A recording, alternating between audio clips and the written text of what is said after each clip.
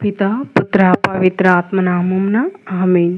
ప్రియ స్నేహితులారా, మీ అందరికీ దేవుని యొక్క ఆశీస్సులను తెలియజేస్తూ ఆగస్టు 19వ తారీఖు మంగళవారం ఈనాటి దివ్యబలి పూజ పట్టణాల ధ్యానాంశానికి మళ్ళందరినీ కూడా తల్లి శ్రీ సభ ఆహ్వానిస్తూ ఉంది.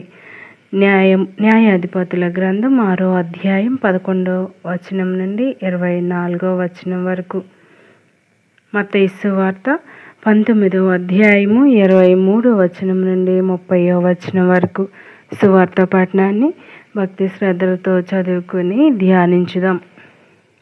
అంతట యేసు తన శిష్యులతో, ధనవంతుడు పరలోక రాజ్యమున ప్రవేశించుట కష్టం, ధనవంతుడు దేవుని రాజ్యమున ప్రవేశించుడి కంటే ఒంటె సూది బెజ్జంలో దూరిపోవుట సులభతరం అని మరలా మీతో రూఢిగా చెప్పుచున్నాను అనెను.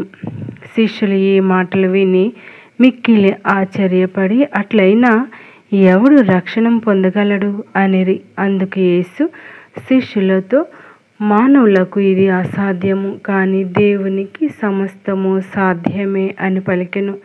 అప్పుడు పేతురు యేసుతో, మేము సమస్తమును త్యజించి నిన్ను అనుసరించితిమి, మాకు ఏమి లభించును అనెను. అందుకు యేసు, పునరుత్థాన సమయమున మనుష్య కుమారుడు తన మహిమాన్వితమైన సింహాసనమున ఆసీనుడైనప్పుడు నన్ను అనుసరించిన మీరు 12 ఆసనములపై కూర్చుండి ఇజ్రాయేలు 12 గోత్రములకు తీర్పు తీర్చెదరు. నా నిమిత్తము గృహములను కానీ, సోదరులను కానీ, సోదరీమణులను కానీ, తండ్రిని కానీ, తల్లిని కానీ, బిడ్డలను కానీ, భూములను కానీ త్యజించిన ప్రతివాడు 100 పొంది నిత్య జీవితమునకు వారసు అగును. అయినను మొదటివారు అనేకులు కడపటివారు అగుదురు, కడపటివారు మొదటివారు అగుదురు అని మీతో నిశ్చయముగా చెప్పుచున్నాను అనెను. ఇది ప్రభువు వాక్కు. సర్వేశ్వరునికి వందనములు. ధ్యానాంశం: అనుచరులకు అనుగ్రహం ఆసనం. మానవునికి నిజ దేవుణ్ణి ప్రేమించి సేవించి అటు వెనుక మోక్షం పొందుటయే ఈ జీవిత పరమార్థమై ఉన్నది.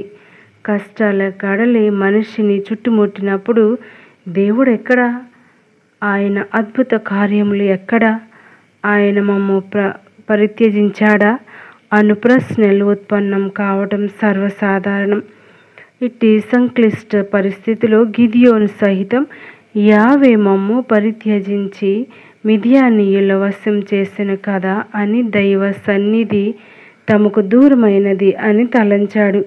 కానీ దేవుడైన యావే గిదియోనును ఎన్నుకొని అనామకునిగా పరిగణింపబడిన తనను ఇజ్రాయేలు మిద్యానీయుల బారి నుండి రక్షించుటలో నియమించుకొనిన బలహీనులుగా, అజ్ఞానులుగా, విలువలేని వారిగా పరిగణింపబడిన వారిని సహితం దేవుడు ఎన్నుకొని శక్తి సంపన్నులను గావించి తన పరిచర్యలో వినియోగించుకుంటాడనుటకు గిద్యోని ఎన్నిక నిలువెత్తు నిదర్శనం. దైవ ఎన్నికను గైకొనిన వారు భయభ్రాంతులకు గురి కావలసిన అవసరం లేదు.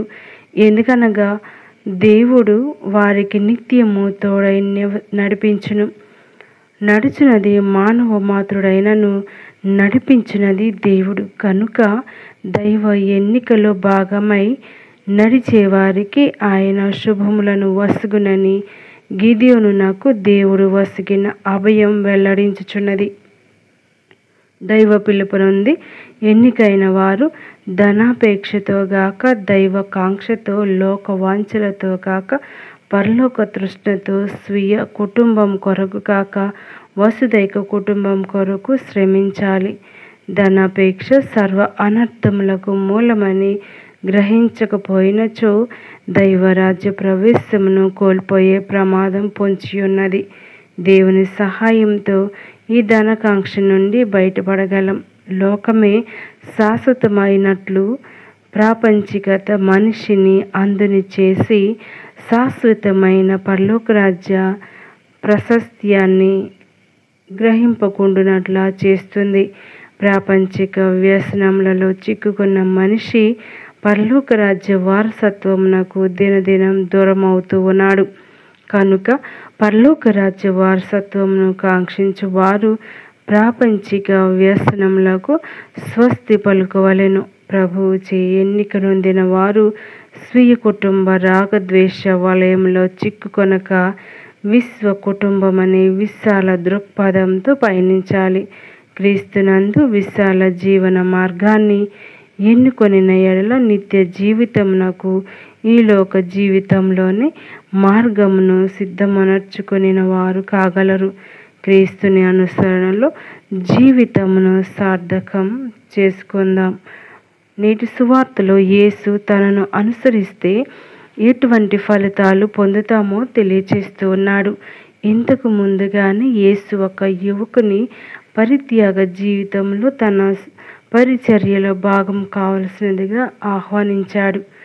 ఆ యువకుడు తన సంపదలను వదులుకోవటానికి ఇష్టపడక ప్రభువుని సహవాసమును కోల్పోయాడు.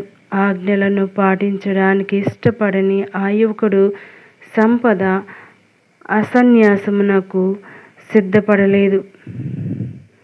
అతని ఆస్తి పరలోక జీవితమును అందుకోవడానికి అతనికి అడ్డు వచ్చింది.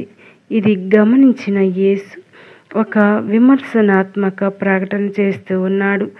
ధనవంతుడు దైవ రాజ్యంలో ప్రవేశించుట అతి కష్టం.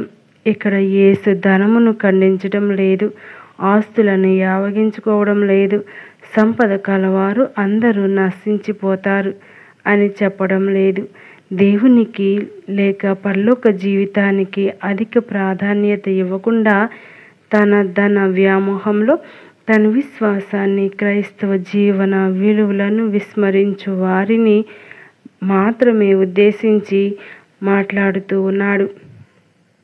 ఈ లోకంలో భౌతిక సంపదను కోల్పోయిన పరలోకంలో శాశ్వత సంపదను పొందు అవకాశం ఉంది అని తెలుపుతూ ఉన్నాడు. అటువంటి వారికి ఈ లోకంలో అనేక సంపదలు, పరలోకంలో మహిమ, బహుమానం రెండు లభిస్తాయని వాగ్దానం చేస్తూ ఉన్నాడు. ఈ లోక విషయాల పట్ల మన వైఖరి ఎలా ఉంది? మన జీవితంలో ముందు వరుసలో ఎవరు ఉన్నారు? ధనమా, దైవమా? సమాధానం, సంతోషం రెండు నిర్ణయంలో ఉన్నాయి.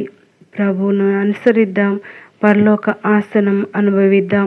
దయగల దేవుడు మన యొక్క సంపదలను అధికంగా దీవించుదురుగాక. మరి అదేవిధంగా ధనము పట్ల వ్యామోహాన్ని కాకుండా దేవుని పట్ల భయభక్తులను దయచేయమని అనుదినం ప్రార్థించుదాం. ప్రియ స్నేహితులారా, మరి సూది బెజ్జంలో ఒంటి దూరటం మన ఆలోచనలో అది సులభం కాకపోవచ్చు. కానీ ప్రభువు తలుచుకుంటే అసాధ్యమైనది ఏదీ లేదు అని ప్రభువే నొక్కి వక్కాణిస్తూ ఉన్నాడు. మరి ప్రభుని మాటలు విన్నవారు మరి ఎటువంటి వారైనా సరే మారు మనసు పొంది దేవుని యొక్క వాక్కును అనుసరిస్తూ, ఆలకిస్తూ, పఠించి పాటించారు. మరి అంత కష్టమైనటువంటి విషయాలు కూడా దేవుని సన్నిధిలో ఉన్నప్పుడు జరుగుతాయి. అదే అసాధ్యమైనటువంటి పనులు దేవుని చిత్తంలో సాధ్యమవటం. ఇక్కడ సూది మనకి ఈ లోక జీవితానికి కష్టాలను, బాధలను తెలియజేస్తూ ఉంది. అదేవిధంగా ఒంటె మనుషులను ఒక సూచికగా చూపిస్తూ ఉంది. మరి సూది బెజ్జం ఎలా ఉంటుందో మన అందరికీ తెలుసు. మరి ఈ లోకం ఎంతో దూరంగా, ఎంతో వైడ్గా ఉన్నా కానీ ఈ లోకంలో మనం ఏ విధంగా జీవిస్తూ ఉన్నాం? ప్రభువుతో ఉన్నామా? ఈ లోకాశలతో మునిగి ఉన్నామా? మరి ఒకవేళ ప్రభువుతో ఉన్నట్లయితే మనకు అనేక కష్టాలు, బాధలు వస్తూ ఉంటాయి. మరి ఒంటి సూది బెజ్జంలో వెళ్ళటం అంత సులువైన విషయం కాదు. అయినా కానీ సూది బెజ్జంలో దూరగలదు అని ప్రభువు వక్కాణిస్తూ ఉన్నారు. ఎప్పుడైతే మనం కష్టాలతో బాధలతో మనల్ని మనం తగ్గించుకొని ప్రభు వైపు తిరుగుతూ ఉంటామో మనకు కూడా అటువంటి పరలోక ప్రాప్తి వస్తూ ఉంది. పరలోకం మనది అవుతుందని ప్రభు మనకి రూఢిగా తెలియజేస్తూ ఉన్నారు. ప్రియ స్నేహితులారా, మరి సూది బెజ్జంలో ఒంటె దూరటం, మరి అనేక కష్టాలు అది పట్టకపోయినా దానిలో దూరుతుంది అంటే ఆ ఒంటె తనను తాను ఒక విధంగా సూది బెజ్జంలో దూరటం అనేది అసాధ్యమైనప్పటికీ ప్రభు విషయంలో అది సాధ్యం.